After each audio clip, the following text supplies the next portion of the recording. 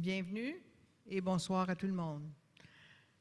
Welcome to what I suspect is going to be a fascinating couple of hours as we dig into ways in which we can find common cause with our fellow Quebecers about an issue that never really goes away, language. I'm Sylvia Martin-Laforge. I'm the Director General of the Quebec Community Groups Network. Merci à tous d'être présents ici dans la salle et de nous suivre en ligne à cet événement bilingue qui devrait être un regard intéressant sur une question toujours d'actualité, la langue. Avant de vous présenter la présidente du QCGN, Eva Ludwig, j'aimerais commencer par rappeler que le Quebec Community Groups Network et ses membres vivent en exerçant leurs activités sur des terres et des territoires partiellement non cédés qui ont été foyers traditionnels et les lieux de rassemblement de nombreuses nations autochtones dont la présence ici remonte à des temps immémoriaux. We acknowledge our First Nations have a long and rich tradition of occupation and stewardship of these lands that served as a site of meeting and exchange among nations. Our recognition and respect for the history of First Nations and Inuit people is an important step towards building trust and creating and renewing relationships with contemporary Indigenous peoples and communities. Je voudrais profiter de cette occasion pour rappeler à ceux d'entre vous qui nous ont rejoints en ligne que seuls nos présentateurs sont autorisés à parler pendant la présentation. Tous les autres participants sont mis en sourdine. So you see that I'm into the logistics now. Veuillez noter qu'une séance de questions-réponses suivra la présentation. So if you think of a question during the presentation, online participants are invited to submit it through the Q&A function. For those of you in the room, we will take questions at the end. To ensure we have time to answer as many questions as possible, please keep your comments and preamble to a minimum. We will be counting the seconds and the minutes. Please identify yourself to whom your question is directed, and please keep your questions concise, to the point, and of course relevant. Nous vous encourageons à vous identifier. Si le temps le permet, nous ferons de notre mieux pour répondre à autant de questions que possible. Il n'y a pas de traduction simultanée lors de cet événement, puisque la grande majorité d'entre vous comprennent et parlent les deux langues. Et peut-être quelques-unes d'autres, but we're going to stick to two languages today. Panelists and participants are encouraged to speak the language of their choice. So, let me begin by introducing Jeff Blond, the managing editor representing the Gazette. Where did you go, Jeff? Oh, there you are. Are you going to say a few words? Okay, we'll put a microphone in front of you. Or you come up here? Great.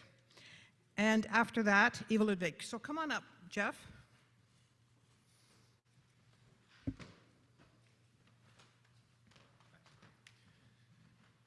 Hey there. I've been tasked with keeping this short, so that fits nicely with my plans.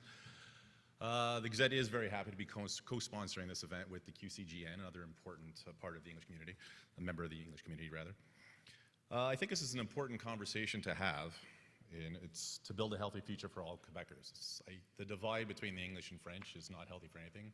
There should be a way to meet in the middle, and that's something I think that panels like this are very helpful for. Demographics are constantly changing. I know at the Gazette specifically, almost most of our workers are bilingual, many are trilingual, or even know more than 3 languages. In a fortuitous bit of timing, the OQLF, Office Québécoise de la langue française, released its annual survey on the state of French in Quebec, just today, which works nicely with this panel again. Turns out, according to them, 79% of people in Quebec speak only French in the public places, And that number has been pretty much unchanged since 2007.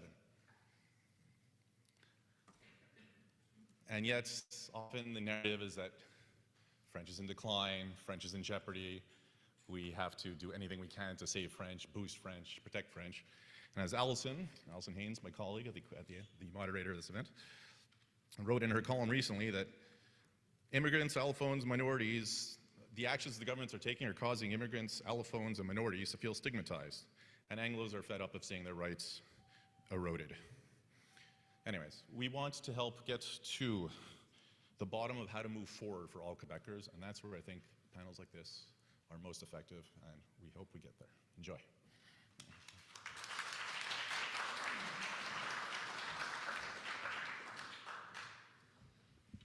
So now, thank you, Jeff, and we are very happy to have the Gazette. I was telling Jeff and Allison that my Gazette arrived on time this morning,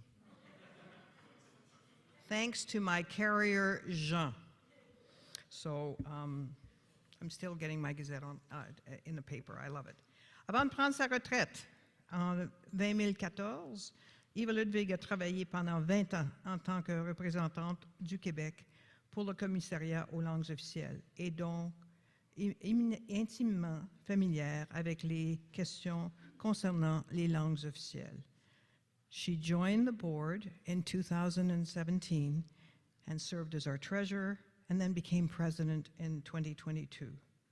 I have known Eva for a long time as a personal friend, as a professional, and now as my president. I ask her to come and give you a few words.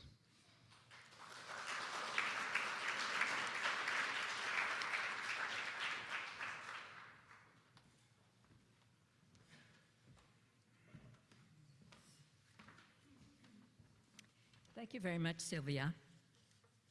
And thank you to the Gazette as well. Thank you. Bonsoir et bienvenue à tous et toutes. Good evening and welcome one and all, both those in the room who braved the lovely spring weather and to the many who are joining us online. Nous sommes heureux de constater qu'autant de personnes aspirent, comme nous, à trouver un terrain d'entente avec nos concitoyens québécois au sujet de la langue, une question toujours aussi épineuse. You know, Mark Twain once famously said, there are three kinds of lies: lies, damned lies, and statistics. But he of course, was referring to his own difficulty in understanding figures and to the idea that statistics can have persuasive power when used inappropriately. Our three panelists will no doubt set us straight. They are very knowledgeable on the subject, and they are able to take the step back, which is unfortunately so lacking among many observers of the linguistic situation at the moment. As it was just mentioned, but I think it's worth repeating, just this morning we got some new numbers from no less an authority than the Office Québécoise de la langue française that showed the proportion of the population using French in public has been stable, as Jeff mentioned, in Quebec since 2007 at just below 80%, 79%. And the proportion of those who prefer to use English only in the public sphere has actually dropped by 2 percentage points over the same period. This is a message we have been trying to get across for some time. C'est un message que nous, à QCGN, essayons de faire passer depuis un certain temps. Ça vaut le temps de répéter dans les deux langues. Comme on peut constater, tous ceux qui ont suivi les débats apparemment sans fin sur la langue au Québec, de nombreux chiffres ont été lancés de tous côtés par bien des gens pour déterminer quels sont les chiffres à la hausse ou quels sont ceux à la baisse.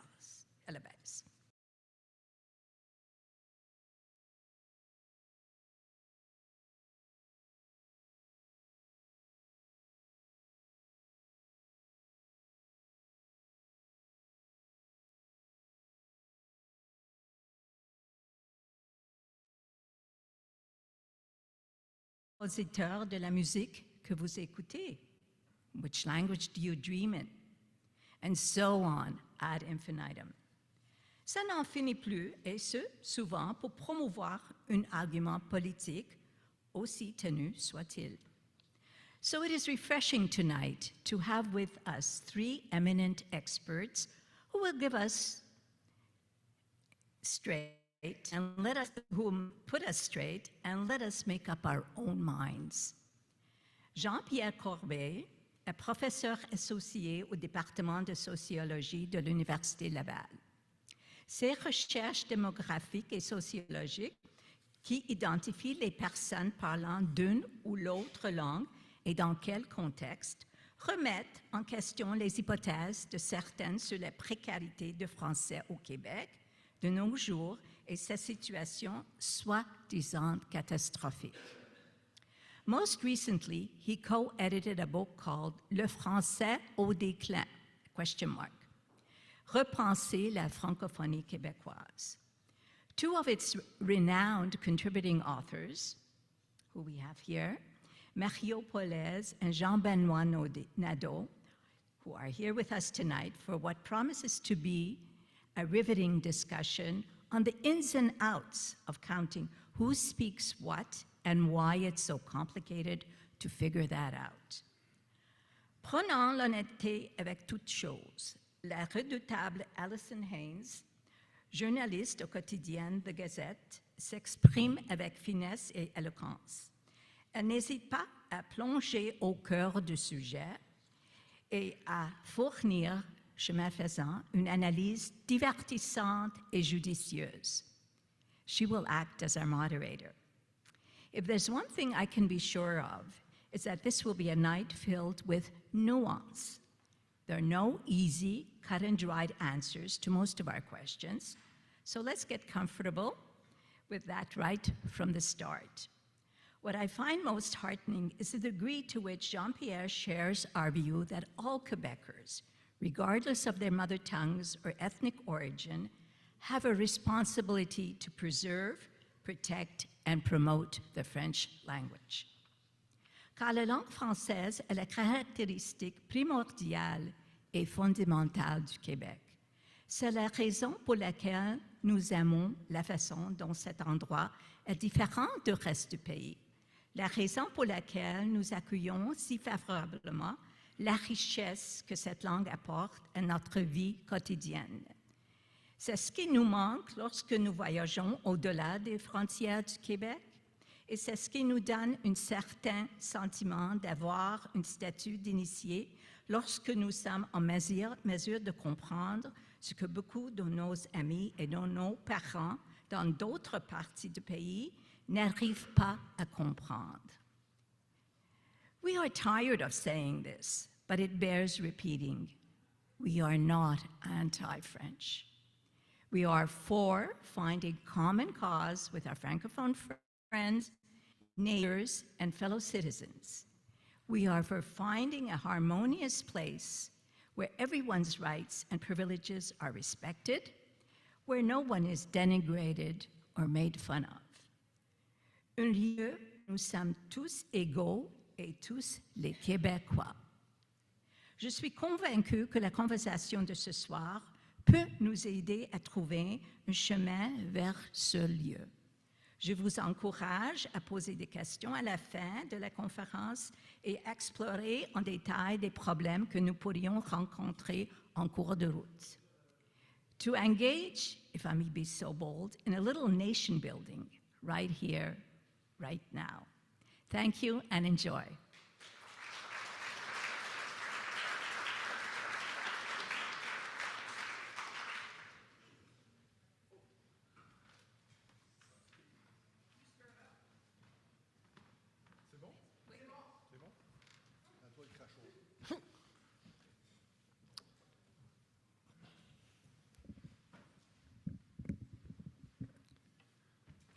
Bonsoir à tous. I would like to thank the QCGN team, and especially Sylvia Martin-Laforge, for this invitation and to recognize the need for a dialogue between the English-speaking and French-speaking communities in Quebec.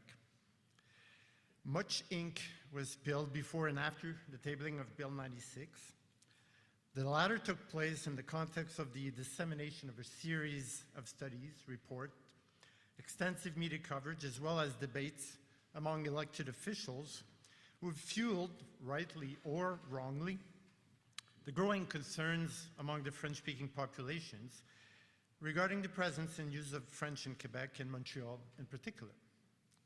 According to various surveys carried out over the last 5 years, Francophones say they are worried about the situation of French, but these same surveys also showed a significant polarization of perceptions and the existence of solitudes firmly entrenched in their representations. For example, more than 3 out of 4 French mother tongue Montrealers say they are very or somewhat concerned about the situation of French in Montreal, while conversely, nearly 7 in 10 Montrealers with English or a language other than French or English as mother tongue say they are little or not at all concerned. Likewise, 9 in 10 English-speaking Montrealers do not believe that their linguistic rights are sufficiently protected compared to less than 3 in 10 French-speaking Montrealers. So on the one hand, there's no issue, no concern about the situation of French and its future. The latter would even be progressing. On the other hand, the threat is total, and French-speaking Quebec is heading towards demographic drowning, towards its Louisianization, or even its collective suicide. Over the last 5 years in particular, radical opinions on both sides have contributed to the emergence and hardening of antagonisms between the 2 major linguistic communities. Relative linguistic peace and harmony between the French and English-speaking communities were impacted, even undermined. Le discours politique dominant ainsi que certaines politiques et pistes d'action mises en œuvre durant cette période ont généralement découlé d'une absence de dialogue et de communication entre les communautés d'expression françaises et anglaises. Il découle également d'une analyse et d'une compréhension très contrastée des dynamiques linguistiques et de la situation linguistique dans son ensemble. Le discours dominant actuel attribue aux immigrants, aux anglophones et à ce que plusieurs appellent leurs institutions la responsabilité du recul du français, alors que la réalité est souvent beaucoup plus complexe que ce que l'on donne à penser et à montrer. La recherche d'un portrait plus complexe, plus complet, plus nuancé et plus diversifié de l'évolution de la situation linguistique au Québec a motivé la réalisation et la publication de notre livre intitulé « Le français en déclin », avec un point d'interrogation, « Repenser la francophonie québécoise ». Il me semble assez clair que l'expression « déclin du français », dont la présence dans les médias a connu une très forte croissance depuis 5 ans, pose la question de quel déclin et quel français. Par exemple, entre 2006 et 2021, les parts relatives du français comme langue maternelle et langue parlée le plus souvent à la maison ont diminué de 3,5 points de pourcentage, alors que, et on vient de le mentionner, durant la même période, la part du français dans l'espace public est demeurée stable, selon le dernier rapport de l'EQLF. Soyons clairs, en raison de son statut et de sa situation très minoritaire au Canada et dans l'ensemble de l'Amérique du Nord, le français est et sera toujours en situation de fragilité et de vulnérabilité. La prédominance de l'anglais comme lingua franca globale est l'une des raisons pour lesquelles la vigilance à l'égard du français est nécessaire au Québec. It would be wrong to claim that there are no issues or problems regarding the current situation of the French language, particularly in Montreal. This is unfortunately not the case. It is true that nearly 94% of Quebecers can carry on a conversation in French, which is an undeniable sign of the improvement of its status over the decades. But it is also true that 40% of Montrealers whose first official language spoken is English are unable to carry on a conversation in French, a figure reaching 43% on the island of Montreal. Their number almost reached 350,000 in 2021, and this number increased by more than 60,000 in just 5 years. This is 11 times the growth seen in the previous 5-year period. And when we add up the numerous departures of the French-speaking population outside the Montreal region, as well as the very poor planning of temporary immigration, which has experienced very strong growth, especially since the pandemic, we must recognize that some of the concerns are entirely legitimate. English-speaking Quebecers are no more responsible than French-speaking Quebecers for this poor planning of temporary immigration and do not have to suffer the repercussions of short-sighted policies or simplistic solutions to complex issues. Cela dit, il existe des pistes d'action pour y faire face, autres que l'adoption de mesures qui reposent sur la coercition ou qui entraînent la discrimination ou l'exclusion. Par exemple, l'avenir, la protection et la valorisation du français comme langue publique commune au Québec et à Montréal en particulier ne pourront pas être assurés uniquement par la population de langue française. Cela devrait être la responsabilité de l'ensemble des Québécois et des Québécoises, et ce, peu importe leur culture, leur langue ou leur origine. Parce qu'il est parlé par plus de 9 Québécois sur 10, le français est la langue qui réunit les 9 millions de Québécois. Ne pas être en mesure de le parler est un obstacle à une pleine participation citoyenne. De plus, la francophonie québécoise est de plus en plus diversifiée et s'alimente à la contribution tant des populations dont l'anglais est la langue première que de celles ayant une autre langue que le français ou l'anglais comme langue maternelle. Mais cela signifie qu'il faut également reconnaître que la langue anglaise n'est pas une langue étrangère au Québec, qu'elle définit et fait partie de ce que nous sommes. Elle a droit de citer, puisque les communautés d'expression anglaise font partie intégrante du peuple québécois, de sa culture unique et diversifiée et de son histoire commune en constante évolution. Cette histoire et cette culture commune sont d'abord majoritairement francophones, mais également de langue anglaise et de culture anglophone, de même qu'elles sont influencées par l'apport d'une grande diversité d'autres cultures et de langues. Bref, il semble de plus en plus évident qu'il nous faut chercher ensemble une troisième voie face aux positions et aux discours polarisants et antagonistes. Cette troisième voie ne peut passer par le maintien d'un statu quo qui nierait les enjeux et les défis auxquels est confrontée la langue française, mais elle ne peut non plus simplement rejeter sur le dos des Anglo-Québécois, des immigrants et des non-francophones la responsabilité du recul du français. Quebec is perhaps at a crossroads in terms of vivre ensemble.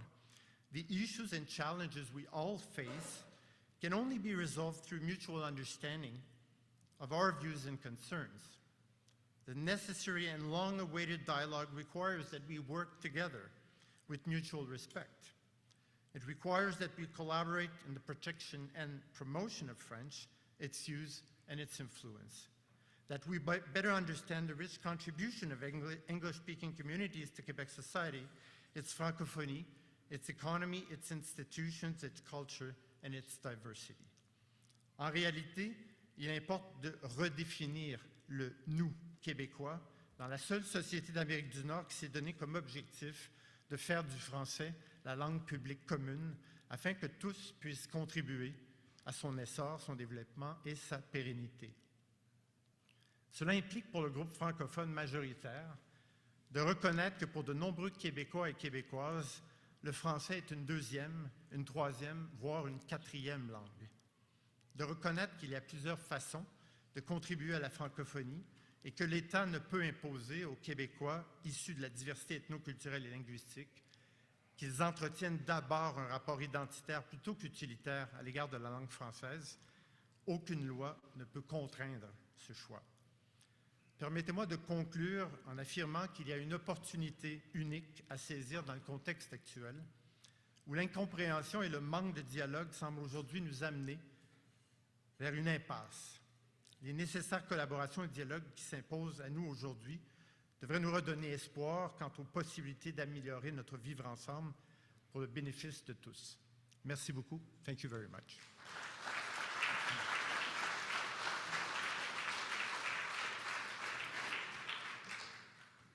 Bon, ben c'est mon tour de prendre le crachoir. Je vais essayer d'être court mais bref, me tenir à l'intérieur du temps imparti. Je suis journaliste, donc je vais être plus anecdotique dans mon traitement. Je vais avoir un chiffre, le chiffre 5. Je vais en parler à peu près à la 4e minute de ma présentation, mais avant, je vais vous parler de mon expérience personnelle. I'm French. I don't know about you, but whenever I have to fill a census questionnaire, I never know what to answer, and you'll see why. I was born in Sherbrooke, grew up in French. French-Canadian family in the 60s. Doesn't make me any younger. Yes, I'm 59. And became a Québécois in the 70s. And when I met my wife at McGill in 1987, first day, first class, we started talking and she said, "Oh, you're French." And she said, "No, je suis francophone." What? So I had to explain to her, francophone, quelqu'un qui parle le français mais qui n'est pas français. I said, "And you're what?" "Oh, I'm English-Canadian." "Oh, you're an Anglophone." What? I had to inform her that she was an Anglophone. She didn't know. Ma femme et moi, on a continué notre relation, évidemment, ça fait 37 ans. Et on a eu un système d'alternance linguistique. Alors, one day in French, one day in English. When I realized that she would wait for the English day to yell at me, we switched to the 1-week alternate system, and then after a while, monthly, and then we went to live in France, and then it was English at home and French outside. Then we went to Toronto, we practiced English outside, French at home. Then we adopted our twin girls, and it was, je leur parle en français, and she speaks to them in English. Our girls are from Haiti, so we received immigrants, and then we jumped through all the hoops pour leur faire avoir la citoyenneté canadienne, évidemment. Et quand on est allé au tribunal québécois, le juge a dit aux enfants, maintenant, vous êtes les enfants naturels de Jean-Benoît et Julie. I don't want to see you again. And the girls started to cry, but we had to explain to them that he was a judge and he didn't want to see them again. It was fine. It was a compliment. Ma femme est anglophone, de langue maternelle, elle vient de l'Ontario. Et donc, on s'est prévalu de son droit à l'école anglaise. Donc, nos filles sont allées à English Montreal School Board en immersion française. Et après, ben, ils sont allés à Père Marquette en français, puis au cégep ensuite. Puis, il y en a une à Concordia maintenant, puis il y en a une à McGill, à l'Université de Montréal. Et pour terminer la partie anecdotique, on a fait à un moment donné, il y a quelques années, nos tests génétiques là, avec Family Tree DNA. Et puis, bon, comme prévu, nos filles sont à 88% d'Afrique du Nord, ma femme est à 88% des îles britanniques. Et I'm the mutt! Alors, 10% d'Europe de l'Ouest, 20% de la péninsule ibérique, 50% britannique, puis 3% ashkénaze. Quand j'ai dit à ma mère, ma mère a dit « Pardon? » J'ai dit « Ben écoute, j'ai la moitié de mon code génétique, c'est de toi, là, puis mon père. Attendez-vous, là. » Donc, c'est très compliqué de répondre au questionnaire du recensement, à savoir qui je suis au juste, notre famille au complet. I wrote a lot on French, books, articles, I have a column, and traveled a fair amount in Canada.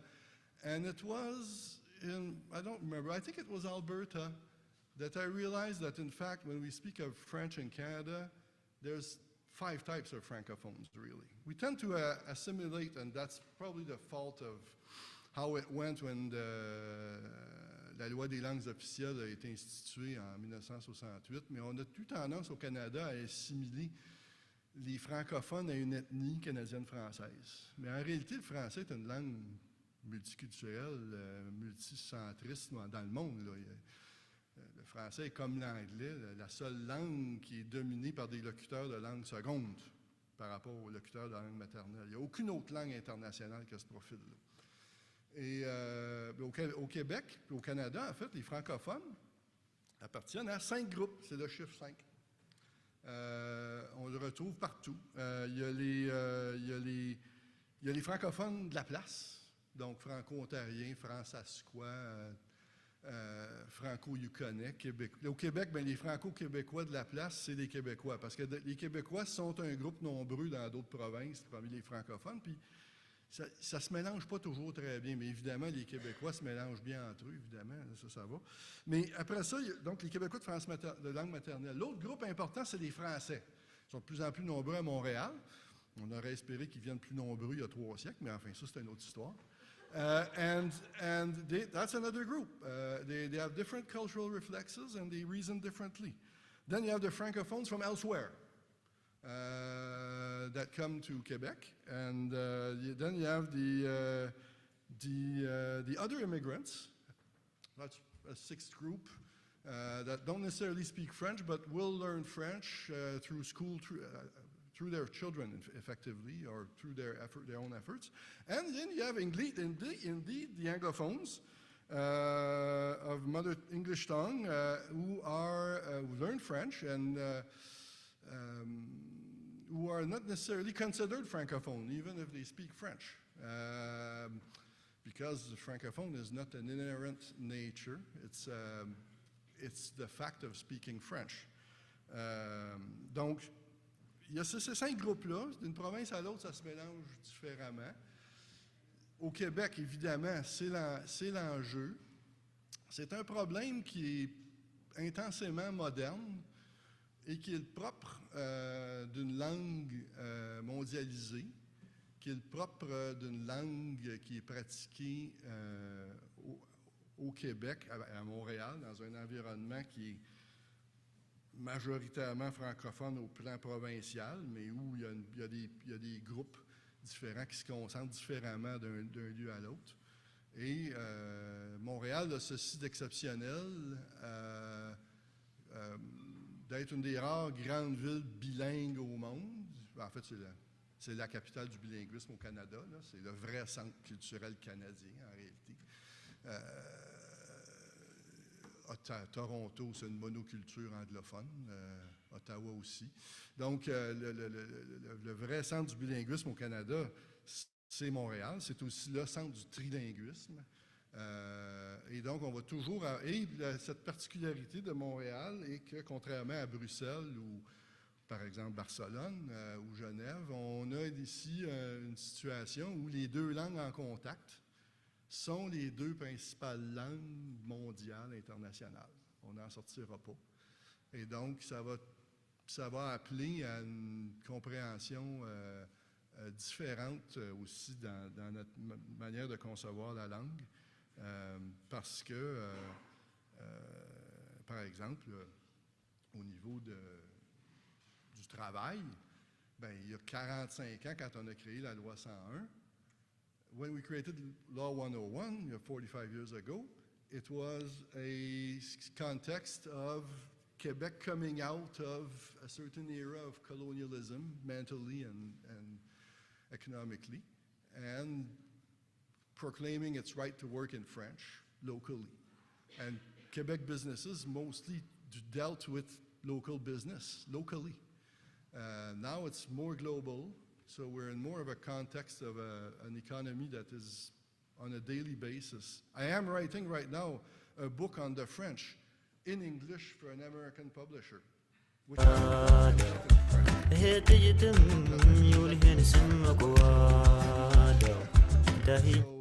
yeah, I speak English at home sometimes. Sometimes my daughters speak to me in English because they forget, but that's the reality. I'm going to stop here. I have a lot of other points to raise, to bring about the fact that faut sortir de la pensée magique, qu'il faut arrêter de déplacer les poteaux des buts. On va garder ça pour la discussion ouverte tout à l'heure. Merci beaucoup.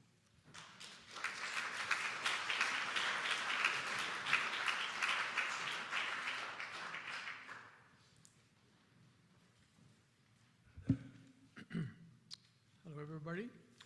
If Jean-Benoît thinks he has problems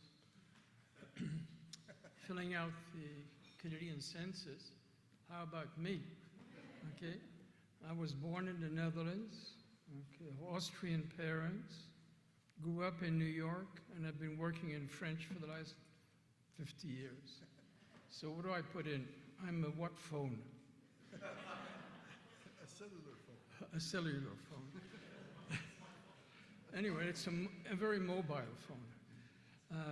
Also, I will deviate from the previous two speakers, and thus I must ask permission, and I apologize to the representatives here from the Office de la langue française, because I will be speaking only in English, and you will understand shortly why.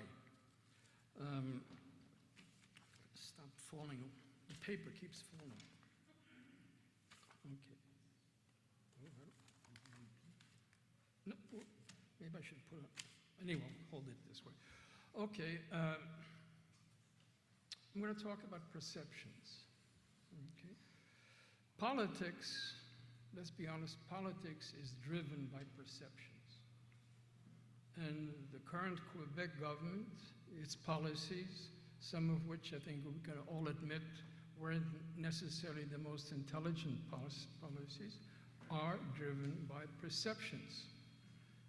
And basically, the perception, as Jean-Pierre said, the perception, the majority of francophones, that French is under threat, that French is losing ground. It is a perception shared by many francophones and the majority, and I would even venture to say that that perception is growing. And even if it may not displease my demographic, my specialist, I think that perception has very little to do with statistics. Has very little to do with statistics. It's important to understand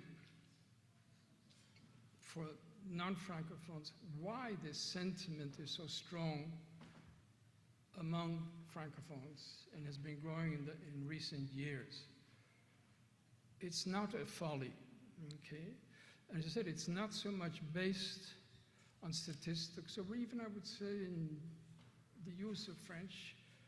It's based on the rise of English as the universal language, as a life tool as essential as learning how to drive or mathematics. English has become it. In the Western world, or let's say in developed countries, it's almost unimaginable that a young person would not learn English.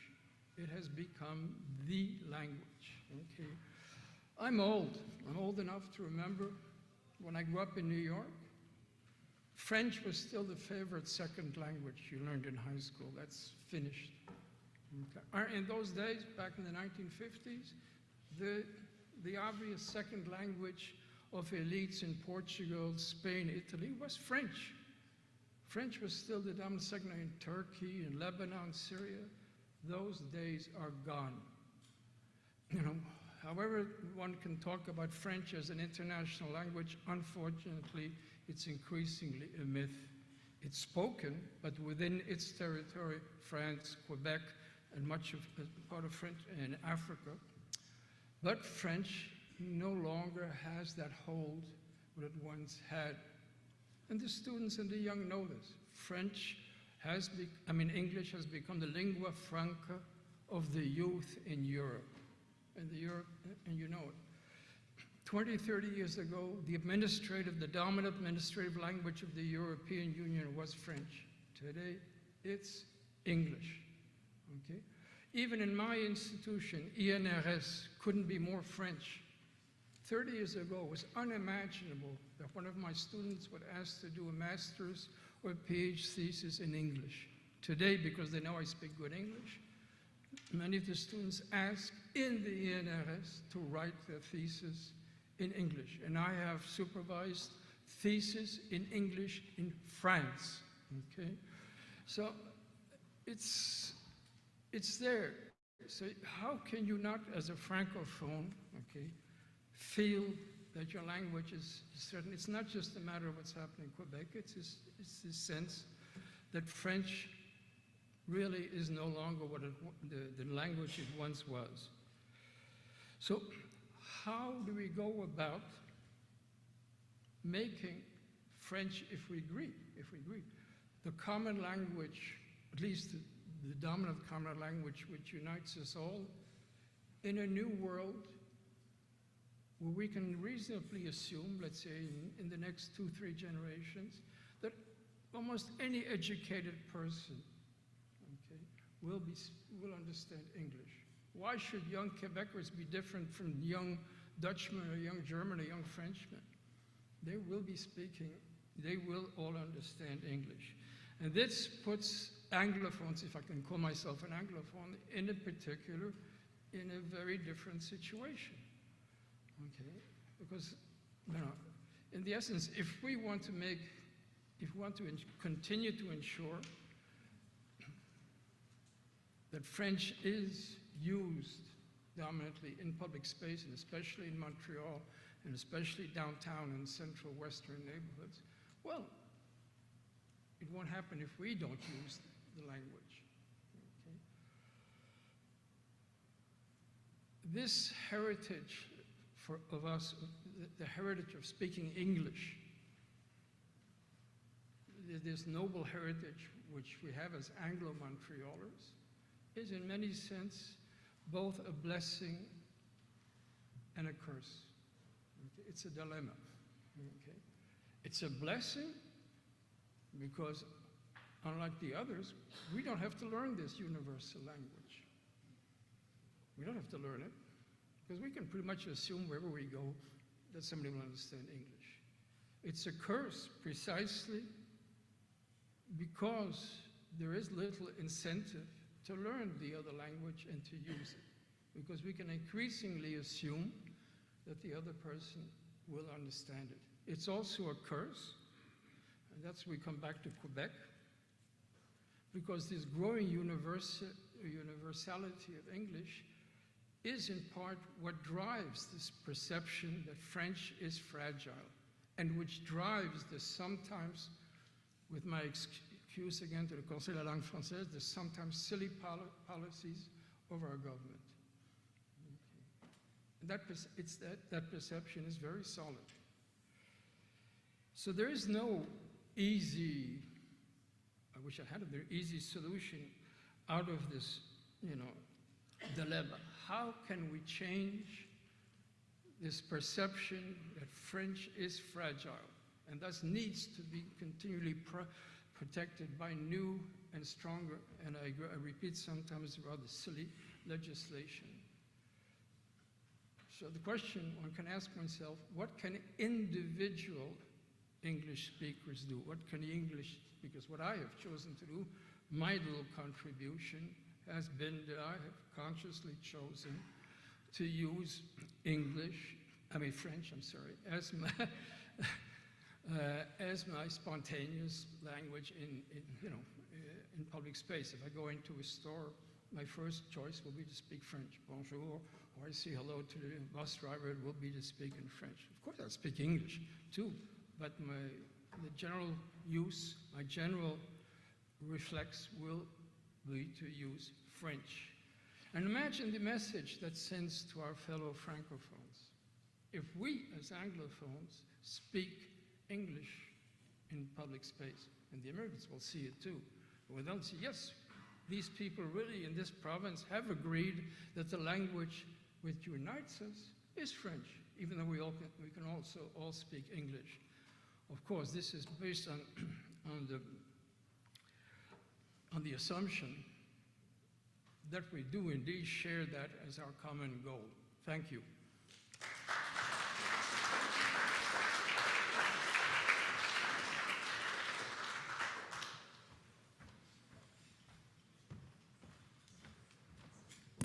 Wow. La redoutable Allison Hanes will now moderate the conversation. Just a logistics check, folks. There's almost 170 people online. Hello, people out there. And we're 20 minutes late. So, we don't want to cut off anything, but I just remind you, when we get to the questions part, to keep your questions, no editorial comments.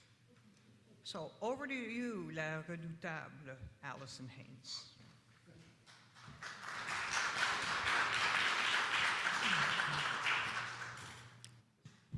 Bonsoir tout le monde. On a déjà couvert beaucoup de terrain dans les discours d'ouverture, alors j'essaierai de ne pas trop répéter le contenu et d'approfondir la discussion qui va suivre. First off, Jean-Pierre, can you tell us more about the title of the book and the meaning behind it? How much time do I have? It's almost a 450-page book, right? The idea behind the book was that in 2021, when Bill 96 was tabled, a lot of people obviously were talking about decline in French, so on and so forth. And actually the question was, what are we exactly talking about? And this is why I'm using these two questions, which decline and which French? Donc, essentiellement, ce qu'on a fait, c'est qu'on a réuni une trentaine de chercheurs, mais on a envoyé l'invitation à une panoplie de chercheurs, de personnes intéressées. Et la question était, quels indicateurs et à quelle fin? So why are we using specific indicators like mother tongue, for instance, or French spoken most often at home? While we know very, very clearly that immigrants are the driving, growth factor behind the population growth. Et évidemment, c'est simplement mathématique. Étant donné que la majorité, 70% en fait, des nouveaux arrivants n'ont ni le français ni l'anglais comme langue maternelle, et que 50% d'entre eux utilisent une autre langue que le français ou l'anglais le plus souvent à la maison, well, it is purely mathematic. The demographic weight of those who have French as a mother tongue or main home language is decreasing. And in fact, the question was, everybody was talking about French in decline, whereas since Bill 101, the purpose of Bill 101 is to look at the use of French in the public spaces, not in the private sphere. Everybody is talking about the decrease of French at home, le déclin du français comme langue maternelle, et pourtant, la plupart des immigrants, surtout depuis une quinzaine d'années, adoptent le français le plus souvent ou de façon régulière à la maison. Et quand on met l'accent sur l'usage du français comme principale langue d'usage à la maison, on oublie plusieurs centaines de milliers de personnes qui utilisent le français régulièrement à tous les jours, mais qui, par ailleurs, vont continuer à parler une autre langue que le français ou l'anglais à la maison le plus souvent. Est-ce que vous saviez que pour la majorité des immigrants qui sont ici depuis près de 25 ans, la moitié d'entre eux utilisent encore une autre langue que le français ou l'anglais le plus souvent à la maison? Et ça se poursuit encore aujourd'hui. Donc, l'objectif derrière le livre était de réfléchir à qu'est-ce que c'est la francophonie? Est-ce qu'elle n'est pas en train de se transformer avec l'apport de toutes ces cultures, de tous ces gens qui viennent de partout? Mais aussi, and I will stop there, Quebec has made some very critical choices in terms of its economic development. Quebec now has become a world leader in very key sectors of the economy. And English, believe it or not, is also a language usually is used on a regular basis at work. The foreign investment, foreign exports, whether it's in goods or services, have increased significantly over the last 15 years. And mind you, people are also using English. Donc l'idée derrière le livre était de réunir des auteurs qui puissent réfléchir à différentes perspectives sur cette francophonie qui est en développement, mais on a aussi identifié plusieurs problèmes, plusieurs enjeux, mais aussi des côtés plus positifs sur l'évolution de la langue française. Il y aura toujours des défis, mais c'était l'objectif de réfléchir à ces défis-là. Merci. Question pour vous trois. Expliquez pourquoi c'est si important d'apporter une nuance au débat actuel autour de la situation linguistique au Québec.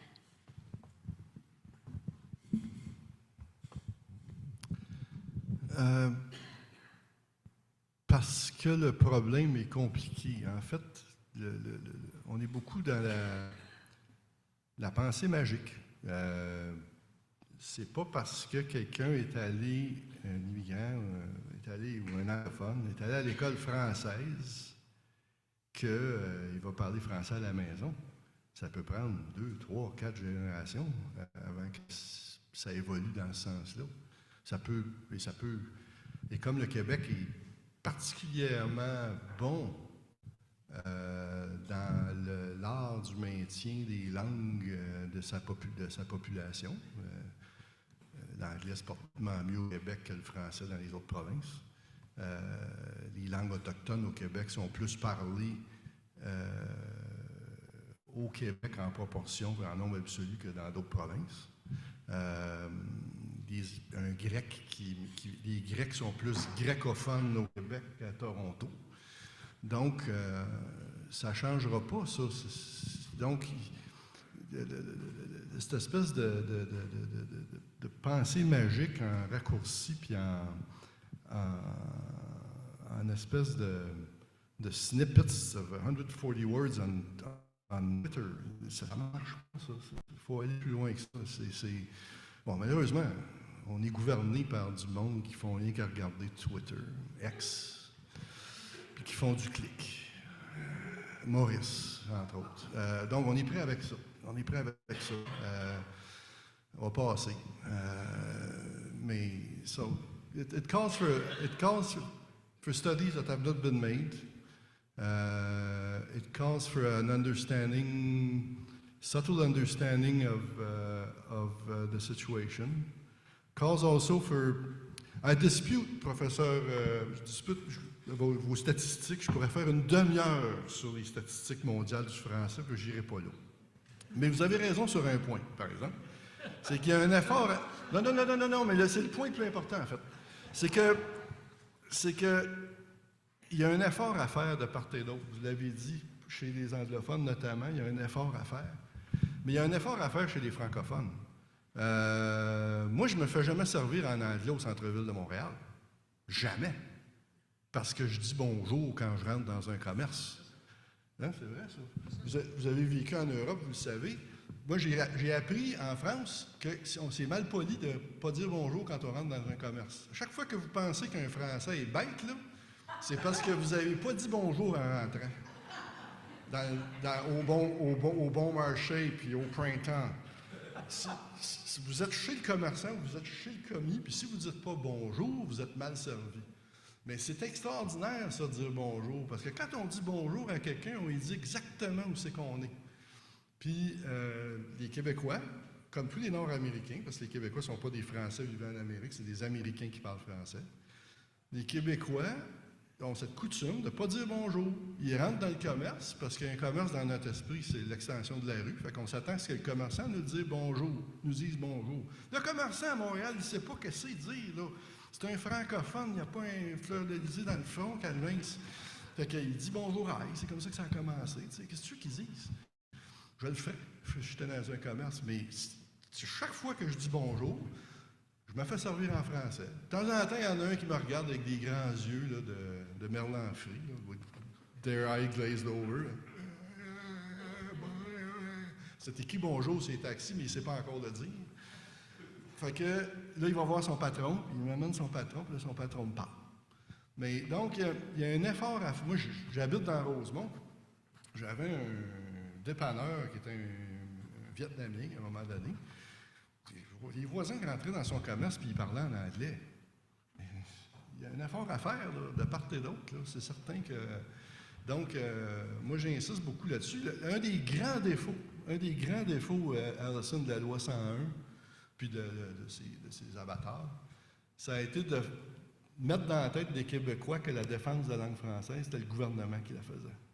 Puis c'est vrai que le gouvernement a un rôle à jouer, mais la première bataille, c'est au niveau des individus. Tu sais. Puis ça, il faut absolument que les francophones prennent cette tâche-là sur eux-mêmes. Donc, je pense qu'il y a... Et les Anglais. Oui, ça, je ne nie pas ça, vous avez raison. Mais moi, je la place à l'autre côté du spectre. Avez-vous quelque chose à ajouter, Mario? Ou... Non. Non? Oui, on est d'accord.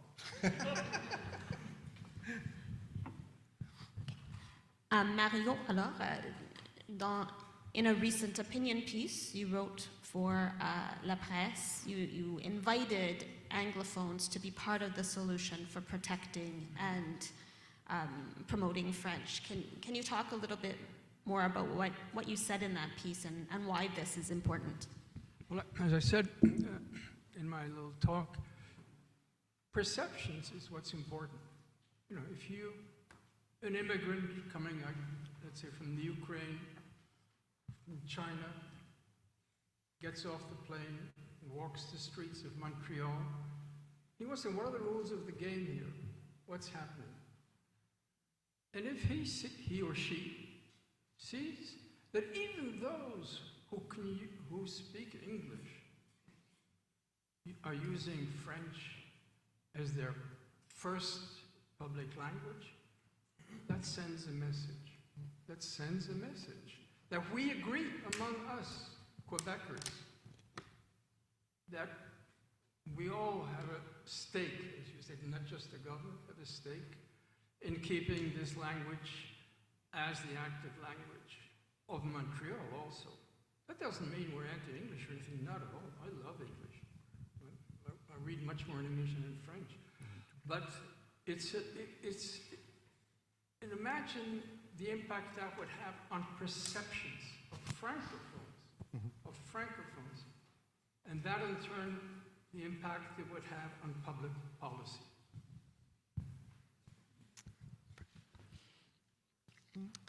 Alors, c'est une question pour vous trois, mais c'est peut-être Jean-Pierre qui est le mieux placé pour le répondre. Quand on dresse le vrai portrait du français, ça dépend beaucoup les indicateurs que nous regardons. Et vous avez déjà mentionné que langue maternelle et langue parlée à la maison ne sont peut-être pas les meilleurs indicateurs pour révéler le vrai état du français. Alors, quels seront des indicateurs plus utiles pour le débat? Donc, j'ai à peu près 45 minutes, c'est bon? Okay. Rita already told me to tell you 140 caractères.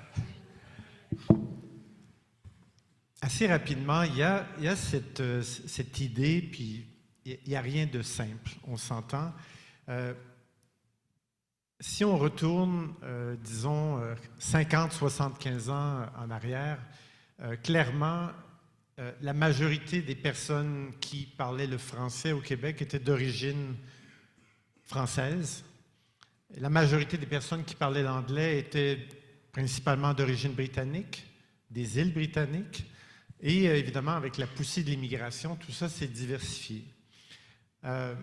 Évidemment, la loi 101 a eu un effet considérable, catalyseur en fait, parce que le message qui était envoyé, c'était il y a cette reconquête. Mr. Levine wrote a book called The Reconquest of Montreal. When you look at what happened, or what was the case in the 50s or 60s in Montreal, well, you would look at every store's English was everywhere. English was dominant, and we knew very well what the position of French-speaking Quebecers were. Les Québécois, well, during the Quiet Revolution, a lot of things changed, of course, and il y a eu pas seulement la francisation de la société, mais aussi la francophonisation de la fonction publique, la création du ministère de l'Éducation, la création de la Caisse de dépôt et placement, la création de la Société générale de financement. Tout ça, cette ébullition a fait en sorte que les francophones se sont affirmés, et ça a complètement transformé la société québécoise.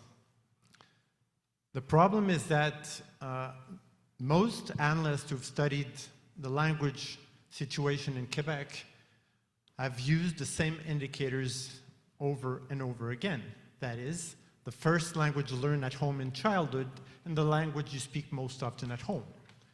Well, this becomes a problem because when you look at Bill 101, and when you look at, even Loi 14, which is le nom de la loi, une fois que le projet de loi 96 a été adopté, nulle part il est question de la langue maternelle dans ce projet de loi, nulle part il est question de la langue parlée à la maison.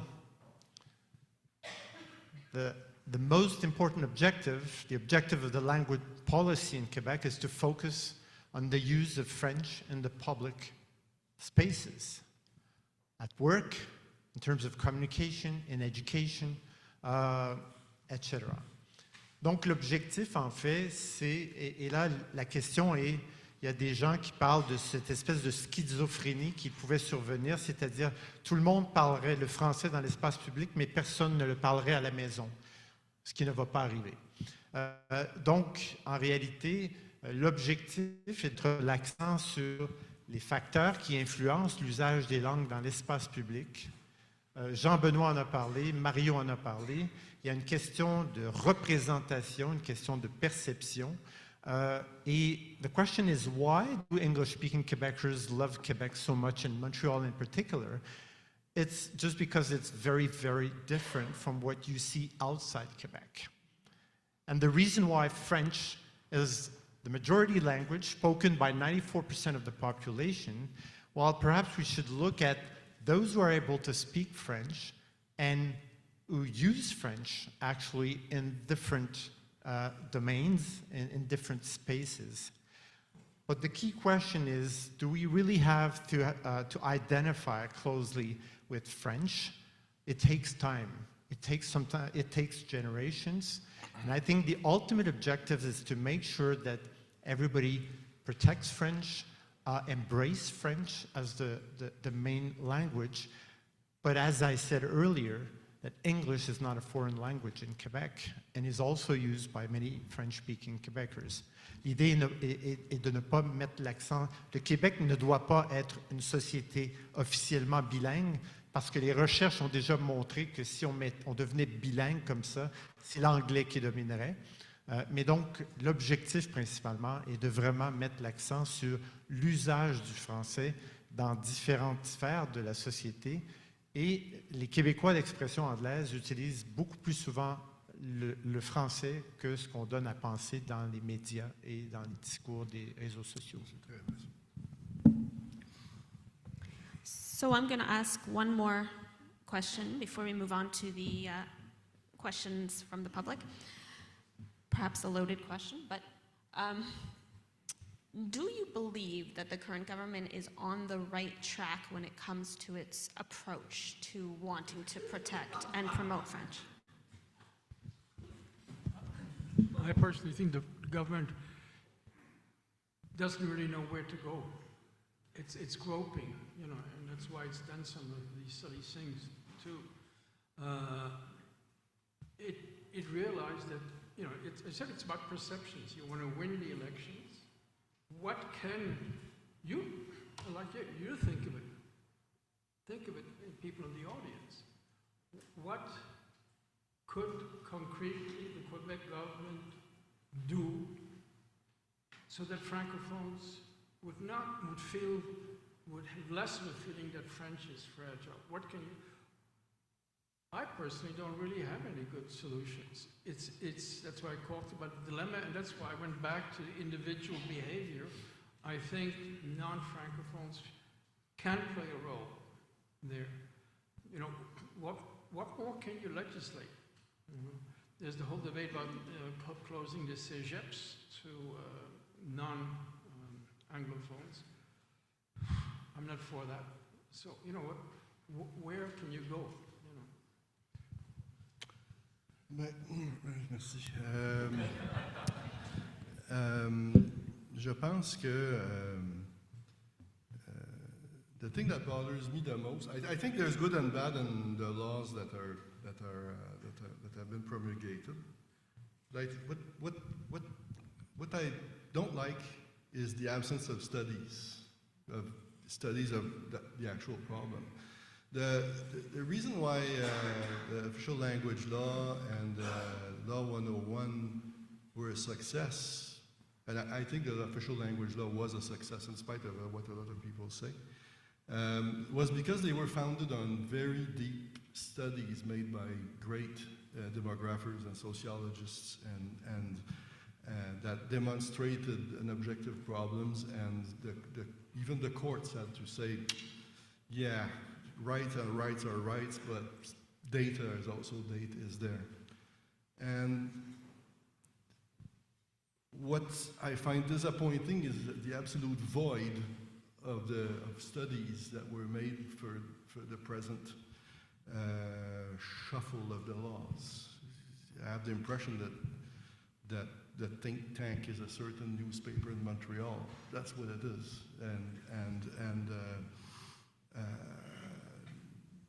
and I have a couple of radio stations. I do not see the studies. I hear Robert speaking of the français en déclin, français en déclin, français en déclin, and every time I grind my teeth, and so on est mal barré parce que il y a des bonnes affaires, il y a des mauvaises affaires, mais où sont les études? Où sont les faits? C'est quels faits, sur quels faits on se base pour agir? Moi, c'est ça qui me dérange depuis le début. Can I? Perhaps you asked for the executive meeting. I think one should, again, talking about the Anglophone community, is look at the English school system.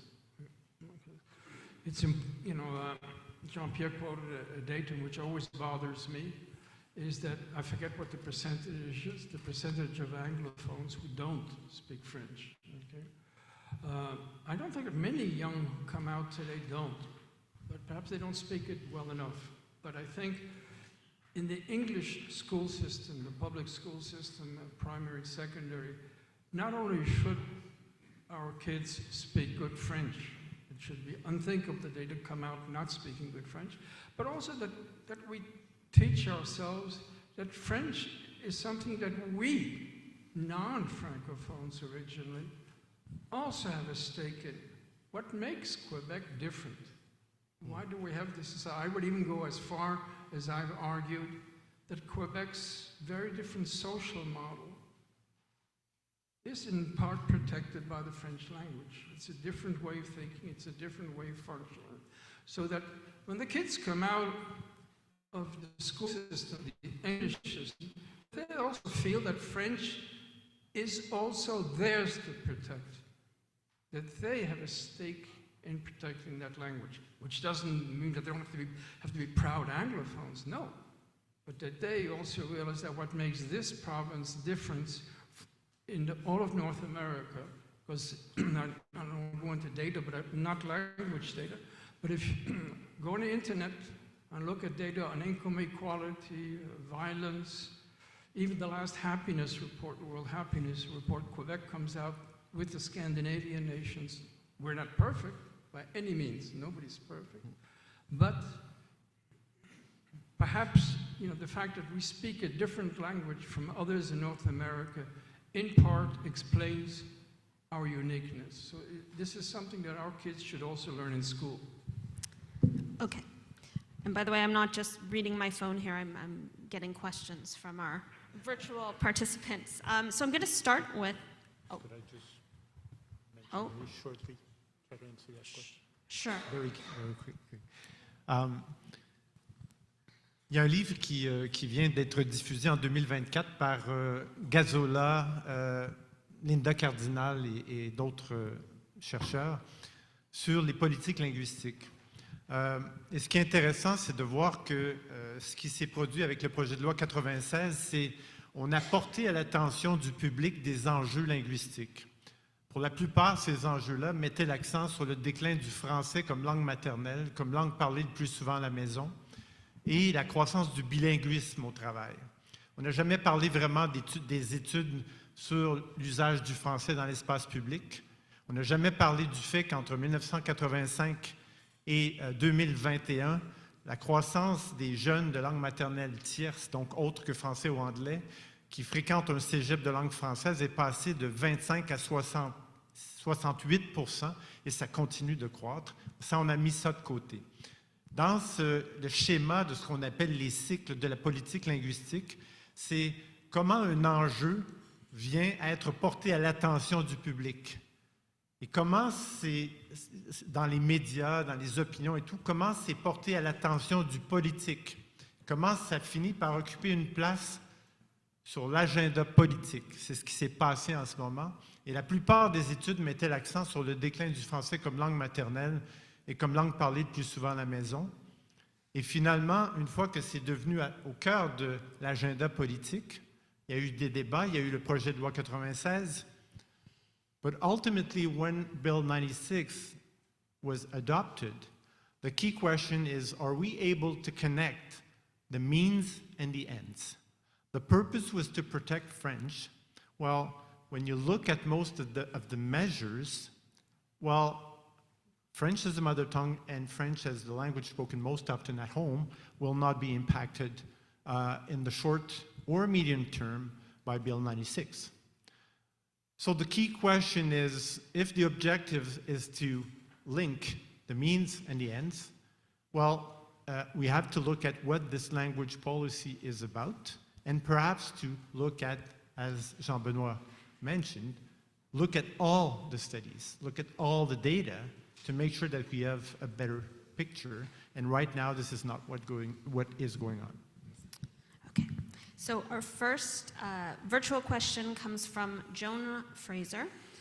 Does the misérabiliste rhetoric about the decline of French risk becoming a self-fulfilling prophecy? And why bother identifying with French if you have been taught that it is doomed? Well, that's why I'm always doing, when I make a presentation on the French language, I always insist on the statistics of growth of French in the world. There's more people that speak French today than there has ever been in the history of French language. There's, in Europe, 130 million people who speak French.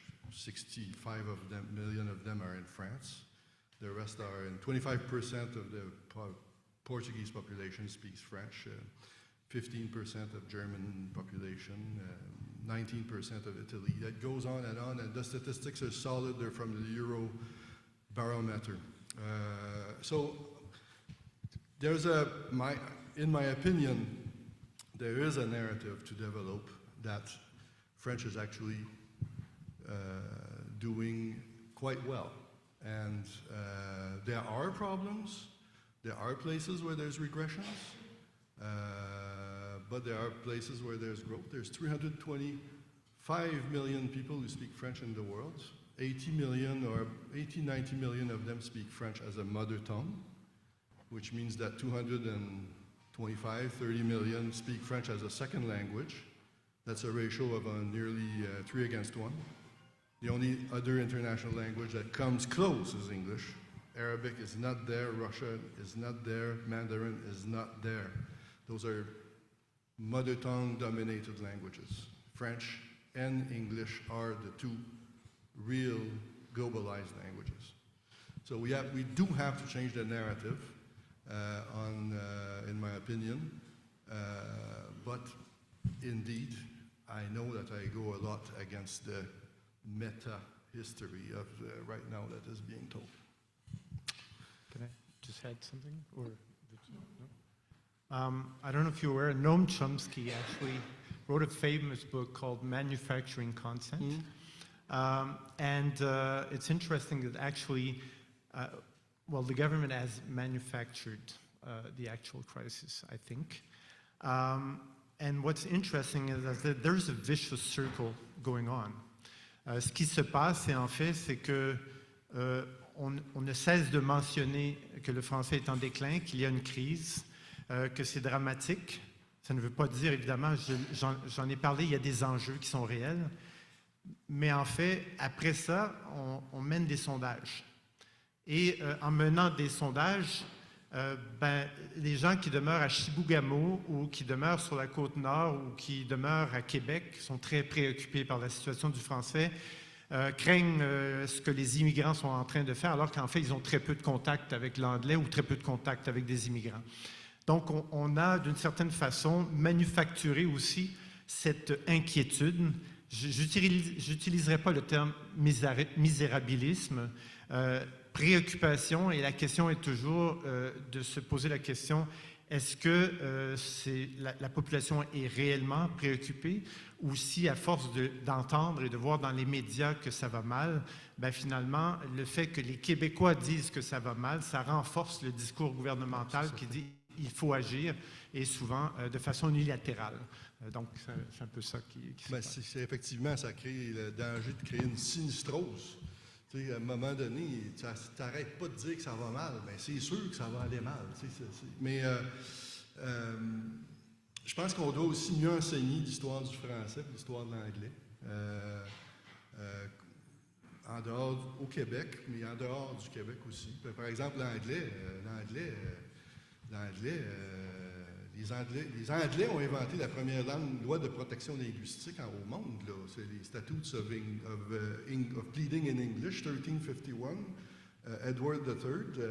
Read it. It's all about protecting the English language in British tribunals. And 1351, that's 627 years before Law 101. And Quebec was the last province to protect its language in Canada. All other provinces protected English against French or other languages for quite a while.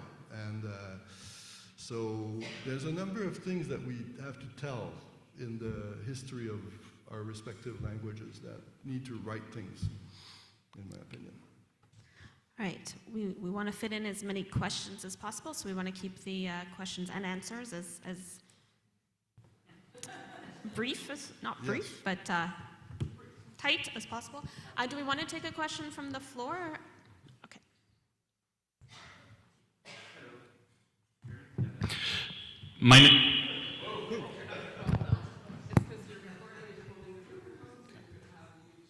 Hello.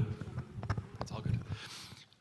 Hi, my name is Marc Perez. I am the organizer of the think tank called Parlons du Québec, Let's Talk About Quebec. And what we do is we have rallies and meet and greets all over Quebec.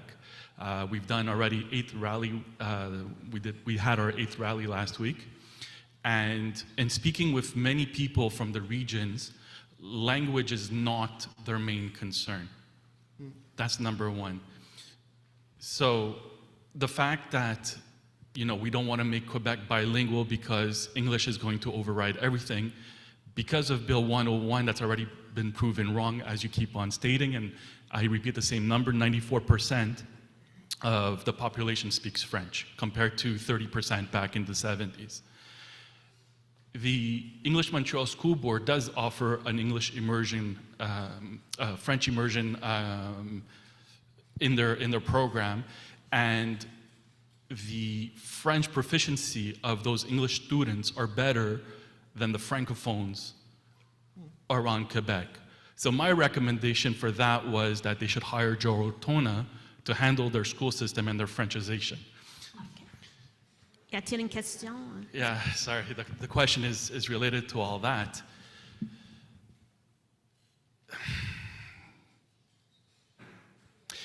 That being said, that we are at 94%. Making Quebec bilingual would encourage people, because right now, the young know that going outward and English being important, the economy is being affected. What can we do to reverse and encourage the youth to stay here now that they are being forced to not speak English?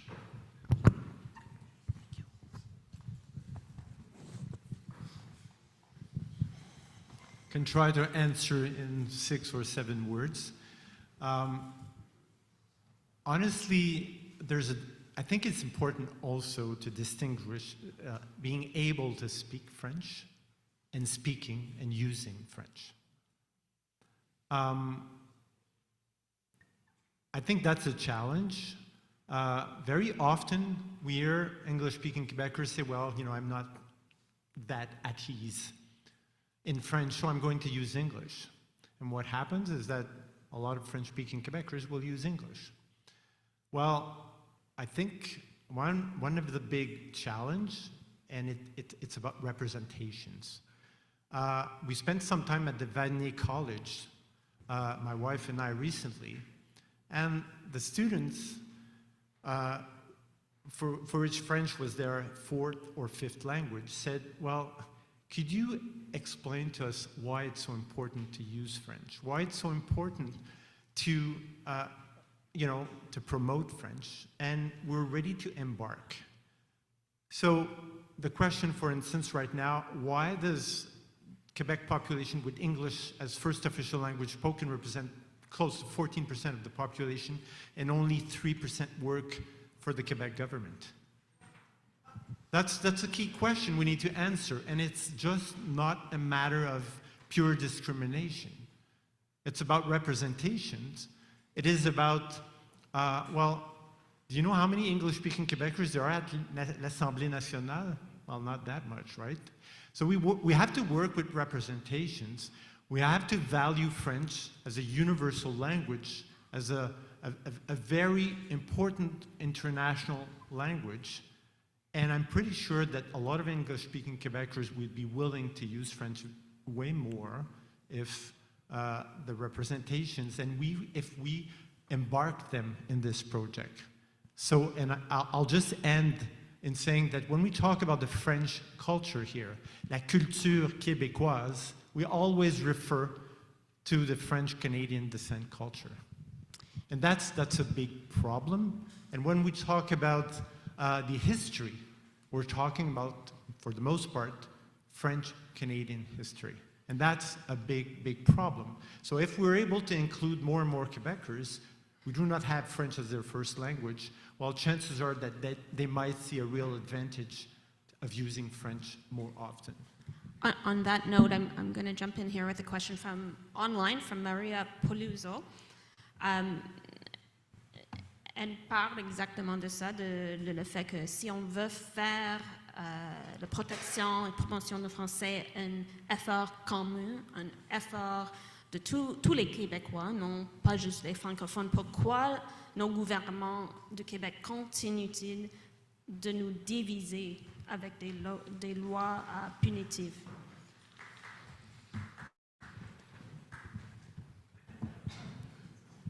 Je peux peut-être tenter de répondre rapidement. En fait, c'est effectivement un réel problème et c'est la raison pour laquelle je pense qu'il faut repenser ce « nous » québécois et c'est ce discours-là qui doit changer.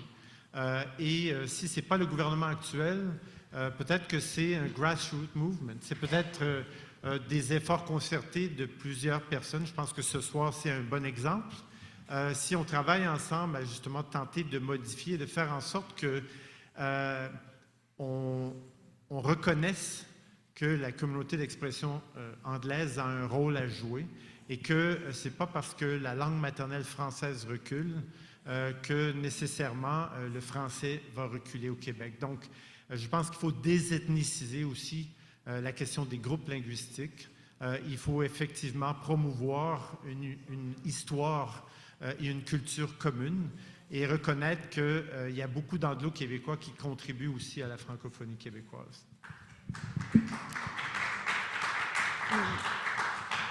Take one from the floor.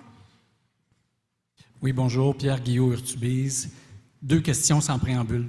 La première, pour M. Corbeil, vous parlez beaucoup des indicateurs de langue dans l'espace public, de langue commune, plutôt que langue maternelle ou langue à la maison.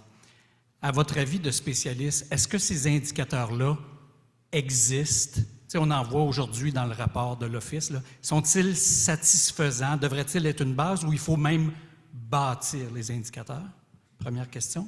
Deuxième question pour M. Polèse. J'ai trouvé très intéressante votre idée d'un geste symbolique que des anglophones individuellement ou la communauté devrait poser pour dire qu'il existe quand même une problématique, particulièrement à Montréal?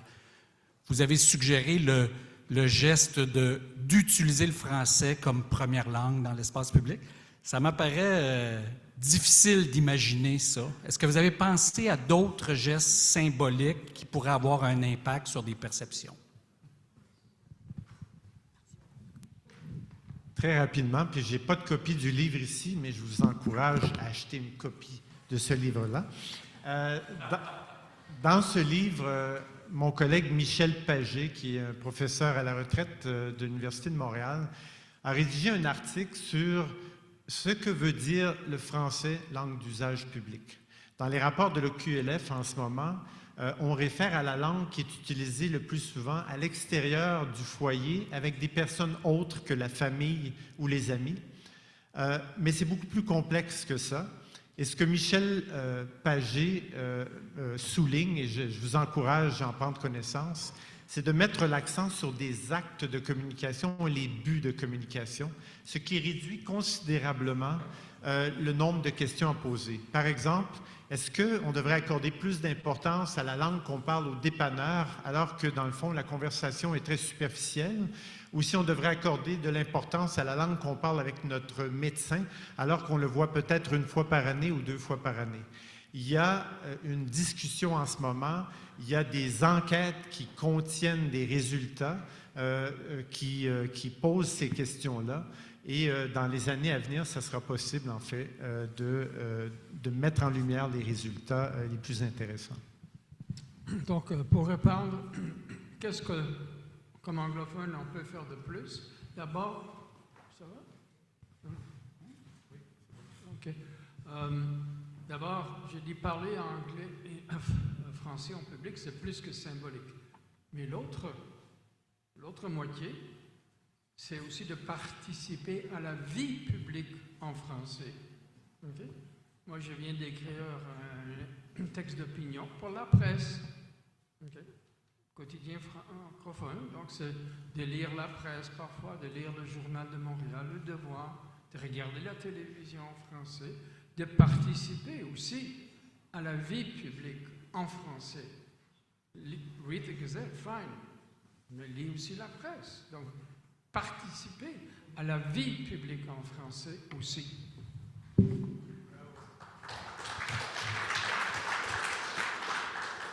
All right, I'm going to take one last one from online here. This comes from Jordan Black. It says, Anglophones like me are concerned about the vitality of our local community, the erosion of the places and institutions where we used to be able to come together and feel part of an English-speaking community is a concern for many English-speaking Quebecers. So how do we show people that their concerns are not necessarily contradictory, but in fact complementary? We can defend French from globalizing forces of American culture while also holding space for the local English-speaking community to come together. Perhaps I could provide a quick answer or try to. I think it's very important, and it's disappointing when we hear, and as we've already heard, that English is threatened in Quebec. English is not threatened in Quebec. English is not threatened in North America nor in Canada, and probably never will.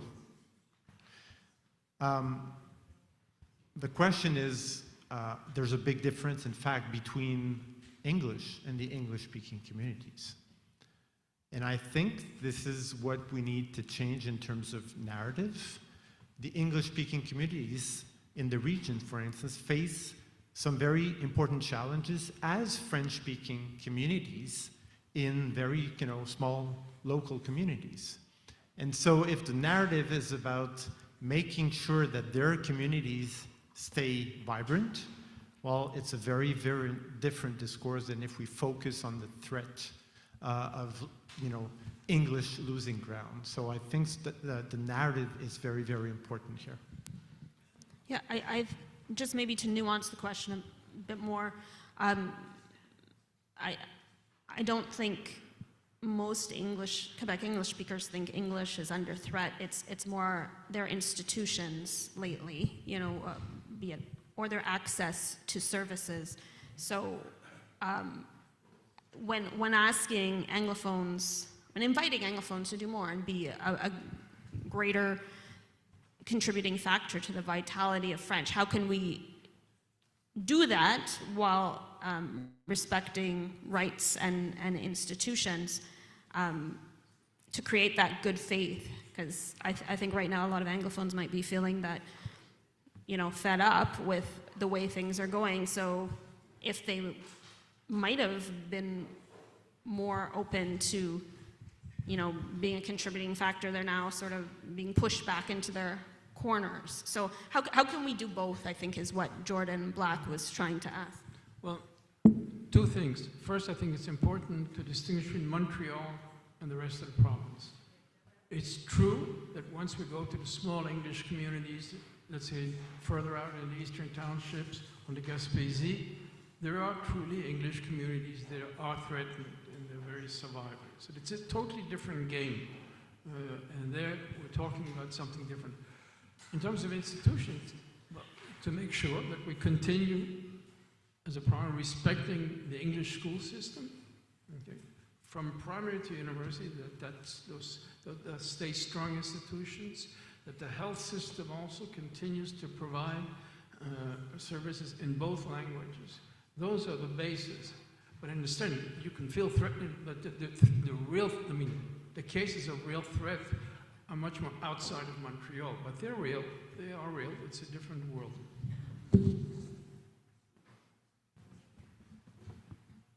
C'est terminé, tout le monde, c'est ça?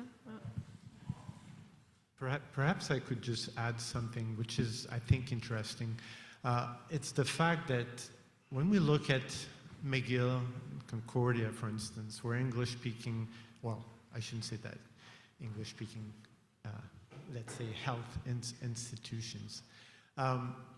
In fact, they are not English-speaking institutions in the sense that they serve actually both French-speaking and English-speaking communities. So I think perhaps I would strongly recommend to the English-speaking populations and representatives to showcase better their contribution to Quebec society, because it's enormous.